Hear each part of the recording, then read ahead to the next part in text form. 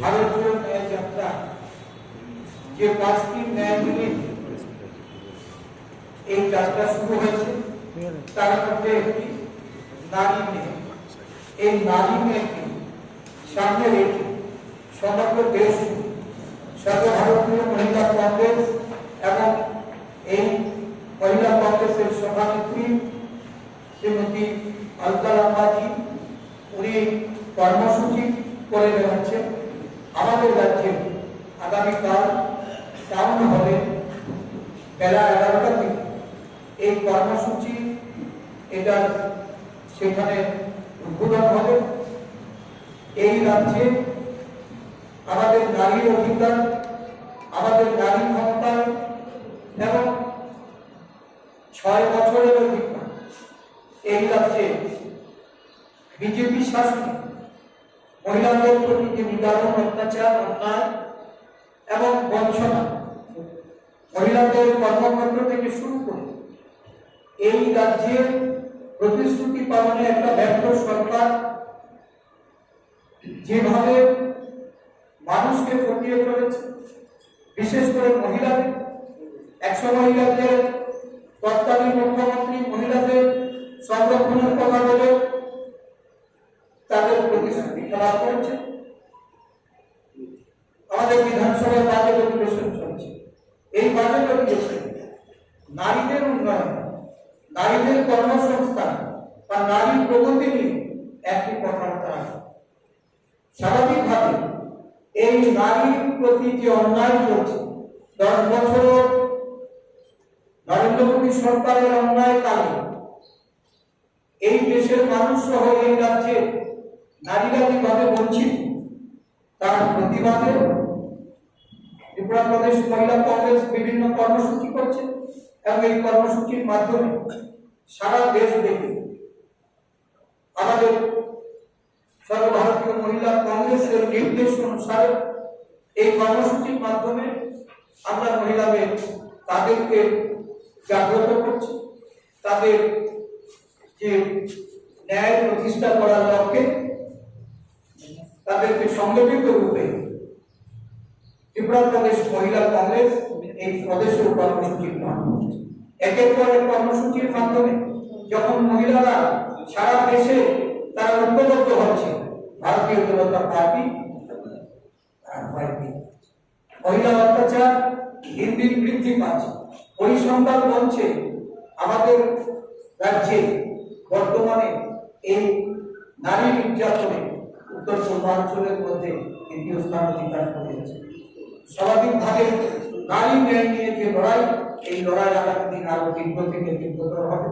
আমাদের মধ্যে উপস্থিত হয়েছেন সর্বভারতীয় মহিলা কংগ্রেসের আদরণীয় অধ্যক্ষ শ্রীমতী অলকা লাম্বাজি, আমাদের ত্রিপুরার সর্বভারতীয় সম্পাদিকা যিনি ইনচার্জ শ্রীমতী চারিতা রায়প্রাণজি, আমাদের প্রদেশ মহিলা কংগ্রেসের সভানেত্রী শ্রীমতী সর্বাণী ঘোষ, সর্বভারতীয় মহিলা কংগ্রেসের যিনি রাজ্য ইনচার্জ এই নবনিযুক্ত শ্রীমতী সংযুক্তা সিংজি আমাদের মধ্যে উপস্থিত আছেন।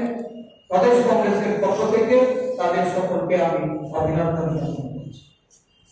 আমি বার্তাদিকে আমি মাইক দিচ্ছি, উনি আপনাদের উদ্দেশ্যে। रक्षक भक्षक बन रहे हैं।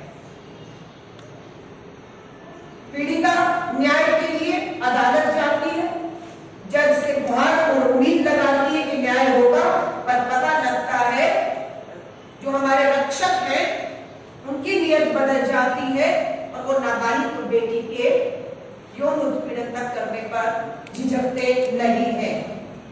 जब ये दिल्ली में खबर आई तो मैंने अपने महिला कांग्रेस के अध्यक्ष को तुरंत कहा आवाज उठाइए, पीड़ित के परिवार को लेंगे, पीड़ित के परिवार को किसी भी तरह की कानूनी सलाह, बड़े से बड़ा वकील, किसी भी तरह की आर्थिक मदद या सुरक्षा चाहिए। अगर उन पर दबाव बनाया जाता है मामला वापस देने का, तो महिला कांग्रेस हर तरह की मदद हमारी पीड़िताओं, बेटी और महिलाओं के साथ इस सरकार के खिलाफ ताकत बनकर खड़ी रहेगी। शर्मनाक आंकड़े हमारे नहीं है, भारत सरकार के गृह मंत्रालय के आंकड़े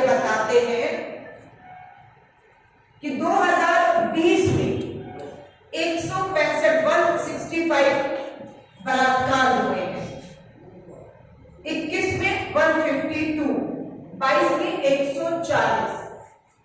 ये नेशनल क्राइम रिकॉर्ड ब्यूरो के आंकड़े बताते हैं कि त्रिपुरा बेटियों के लिए भाजपा के राज में सुरक्षित नहीं है। लगातार बलात्कारों की घटनाएं बढ़ती जा रही है। शर्म करने वाली बात है कि 5 साल की बेटी से लेकर 80 साल की महिला के साथ बलात्कार करने की जघन्य अपराध और घटनाएं त्रिपुरा भाजपा की डबल इंजन की सरकार के तहत हुई। अगर हम पिछले सिर्फ 2 साल की बात करें तो कुल रेप के लगभग 400 मामले रेप के। आप सोच रहे हैं 400 बेटियां हैं हमारी, ये 400 बेटियां हैं और ये 400 बेटियां बलात्कार की शिकार हुई हैं और इनके माँ बाप न्याय के लिए अदालतों के चक्कर काट रहे हैं। 2 साल क्या मांग थी? फास्ट ट्रैक कोर्ट बनाएंगे, स्पेशल कोर्ट बनाएंगे, तुरंत सुनवाइयां होंगी, नाबालिग बेटियों के बलात्कारी को फांसी होगी। 2 साल के मामले हैं कि 400 बेटियां पिछले 2 साल में बलात्कार की शिकार हुई है। कोई फास्ट ट्रैक कोर्ट नहीं है, कोई स्पेशल कोर्ट नहीं है जो इन मामलों की सिर्फ सुनवाई करे और न्याय दे। किसी बलात्कारी को फांसी अगर हुई हो तो हम इस सरकार से पूछना चाहते हैं, क्यों आप बलात्कारी नाबालिग बेटियों के बलात्कारियों को फांसी देने से बच रहे हैं? 400 करीब बलात्कारों में 140 बलात्कार हमारी नाबालिग बेटियों के साथ हुए। यौन उत्पीड़न सेक्सुअल हैरासमेंट के 356 केसेस, क्राइम अगेंस्ट विमेन महिलाओं के प्रति अपराध में 916। ये सब चीज जो है भाजपा की सरकार को बेनकाब करती है और उनके दावों को बेनकाब करती है। भारतीय राष्ट्रीय महिला कांग्रेस की राष्ट्रीय अध्यक्ष होने के नाते ये मेरा अध्यक्ष बनने के बाद पहला दौरा है। प्रेस वार्ता के बाद हमारी राज्य कार्यकारिणी, हमारी सभी जिला अध्यक्ष और प्रदेश कार्यकारिणी के सदस्य उपस्थित हैं। मैं उनसे लगातार आज अब बैठक करूंगी। अध्यक्ष को भी बने हुए जिम्मेदारी मेरे साल नहीं हुआ, मुझे 2 महीने ही हुए, इन्हें अभी 7-8 महीने हुए। और हमारी कार्यकारिणी, हमारा सबसे पहला फोकस रहेगा महिला कांग्रेस को, संगठन को किस तरीके से हम त्रिपुरा की बहनों को जोड़कर एक मजबूत संगठन का निर्माण करें। इस मजबूत संगठन के दम पर हम हर जिले में नारी न्याय सम्मेलन और नारी न्याय पदयात्राएं करेंगे। नारी न्याय पदयात्राओं का मकसद है हर पीड़िता के घर, दरवाजे और दहलीज तक पहुंचना, उसको ये विश्वास दिलाना कि उसे किसी तरह की भी अगर मदद की जरूरत, अगर वो कहे हमें कानूनी सलाह चाहिए, अगर वो हमारी पीड़ित बहनें और बेटियां कहेंगी उन्हें वकील चाहिए, उन्हें आर्थिक मदद चाहिए और हमें बात करने से पता लगा कि उन्हें डराया धमकाया जा रहा है, मामले वापस लेने का दबाव बनाया जा रहा है, तो हम इस सरकार की ईंट से ईंट बचा कर देंगे। नहीं मिल जाता। सो हम मजबूत संगठन के साथ, इन कार्यक्रमों के साथ आगे बढ़ेंगे। 2024 का चुनाव की घोषणा कभी भी हो सकती है। भाजपा पूरी तरह से बौखला गई। हाईकोर्ट का आदेश था, एसबीआई को, state bank of India, electoral bond को अवैध बताते हुए गुप्त चंदा लेकर जो खजाने भाजपा ने भरे हैं उसका खुलासा होना चाहिए था। आरोप हम पर लगते हैं कि विपक्षी भ्रष्ट है, विपक्षी काला धन रखते हैं, विपक्षियों के यहाँ ईडी की रेड होती है और वही विपक्षी दल मांग करता है कि इलेक्टोरल बॉन्ड की जानकारी के आदेश जो सुप्रीम कोर्ट की बेंच ने दिया है एसबीआई को, वो खुलासा होना चाहिए। हम इसका समर्थन कर रहे हैं और गंगा उल्टी बह रही है, सत्ता भाजपा उसका विरोध कर रही है। एसबीआई चुनाव आयोग की तरह, सीबीआई, इनकम टैक्स, ईडी की तरह भाजपा के चुनावी हथकंडे और हथियार बनकर उनकी मदद कर रही है। हम सुप्रीम कोर्ट से निवेदन करेंगे, दबाव बनाए रखें।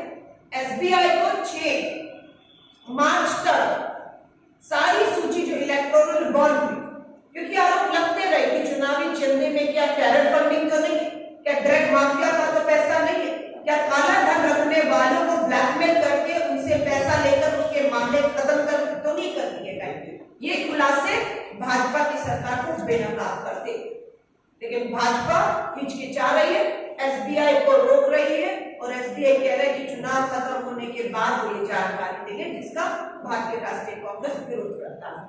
चुनाव आयोग से पिछले 5-6 महीनों से लोकतंत्र में विपक्षी दल मिलकर मिलने का समय मांग रहे हैं। देश के लोग भी हैरान हैं कि मुख्य चुनाव आयोग संवैधानिक पद है, संवैधानिक संस्थाएं हैं, देश चुनाव की ओर जा रहा है। 140 करोड़ के भारत में 100 करोड़ लोग मतदान करेंगे। विपक्ष समय मांग रहा है। क्या मजबूरी है मुख्य चुनाव आयोग की? क्या मजबूरी है? क्या दबाव है? क्या लालच है? हमें नहीं मालूम, लेकिन सवाल लोकतंत्र में उठता है कि मुख्य चुनाव आयोग को 2 सदस्य क्यों विपक्षी दलों को मिलने का समय नहीं दे रहे?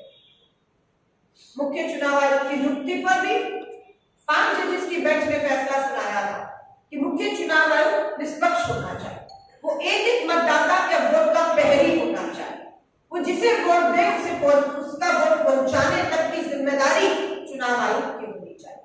मुख्य न्यायाधीश इस नियुक्ति में शामिल थे, लेकिन भाजपा ने 400 सीटें पार करने का दावा करने वाली भाजपा ने डर कर सत्ता और संख्या के दम पर सुप्रीम कोर्ट के 5 जजेस की बेंच के फैसले को पलटा, मुख्य न्यायाधीश को मुख्य चुनाव आयुक्त की नियुक्ति से बाहर कर दिया।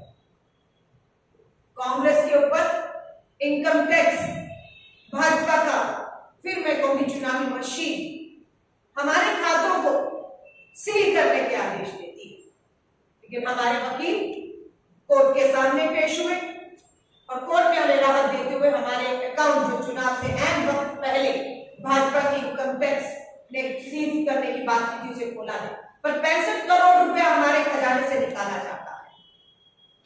तो आप देख रहे हैं चुनाव आयुक्त हो, इनकम टैक्स हो, ईडी हो, आज देश पूछ रहा है। प्रधानमंत्री जी 10 साल आप सत्ता में थे, डबल इंजन की सरकार है आपकी, ईडी, सीबीआई, पुलिस, सत्ता, सरकार, विभाग, फाइलें आपके पास, 10 साल कम पड़ गए। एक भी आरोप आप कांग्रेस के नेताओं के खिलाफ 10 सालों में साबित नहीं कर पाए। आज भी कोरे खोखले झूठे आरोप पे आरोप लगाकर आप सोच रहे एक तरफा चुनाव जीत जाएंगे, तो ये होगा नहीं। राहुल गांधी जी ने 5 न्याय की बात भारत जोड़ो न्याय यात्रा में की है। युवा न्याय, नारी न्याय, किसान न्याय, श्रमिक न्याय, भागीदारी न्याय। युवा न्याय की बात करें तो आज करोड़ों लोग युवा बेरोजगार हो रहा है। अध्यक्ष का त्रिपुरा कांग्रेस की सचिव प्रभारी दिल्ली से हमारी बहन का, महिला कांग्रेस की त्रिपुरा की अध्यक्ष का और प्रभारी का मंच पर चारों उपस्थित कांग्रेस परिवार के सदस्यों का धन्यवाद करती हूँ आज की प्रेस वार्ता में मेरे साथ देने के लिए। भारतीय राष्ट्रीय महिला कांग्रेस की अध्यक्ष का पद मैंने 10 जनवरी को संभाला और पिछले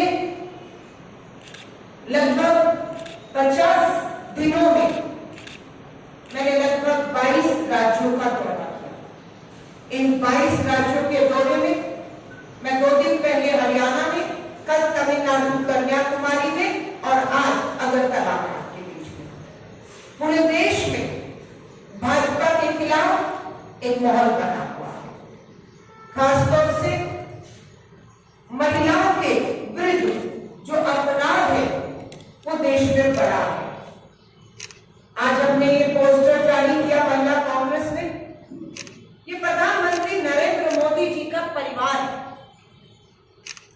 हम इस परिवार के पोस्टर में जो शामिल है कोई और नहीं, भाजपा के विधायक हैं, भाजपा के सांसद हैं, भाजपा के मंत्री हैं और ये सभी के सभी गंभीर यौन उत्पीड़न और बलात्कारों के दोषी।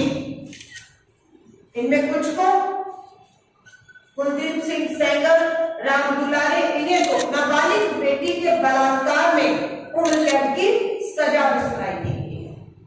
यह है 10 साल का भाजपा का बेटी बचाओ। बेटियां नहीं बचाई जा रही, अपराधियों को बचाने का काम भाजपा में जो है पोस्टर में अपराध के केंद्र में कोई और नहीं, देश के प्रधानमंत्री नरेंद्र मोदी जी और महिला बाल विकास मंत्री स्मृति ईरानी हैं।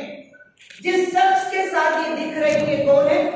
प्रधानमंत्री जी के संसदीय क्षेत्र वाराणसी की में बीएचयू में पढ़ने वाली बेटी के सामूहिक बलात्कारियों की तस्वीरें प्रधानमंत्री जी और महिला बाल विकास मंत्री स्मृति ईरानी के साथ है। ब्रजभूषण शरण भाजपा के सांसद हैं। व्यक्तियों ने गंभीर आरोप लगाया, साक्षी मलिक, विजय फोगाट ने यौन उत्पीड़न के दिल्ली पुलिस ने एफआईआर करने की हिम्मत नहीं दिखाई। हाईकोर्ट सुप्रीम कोर्ट ने फटकार लगाई, तब ब्रजभूषण भाजपा के सांसद के खिलाफ एफआईआर हुई, पर गिरफ्तारी अभी तक नहीं। संदीप सिंह सैनी हरियाणा की भाजपा की डबल इंजन की सरकार में मंत्री है।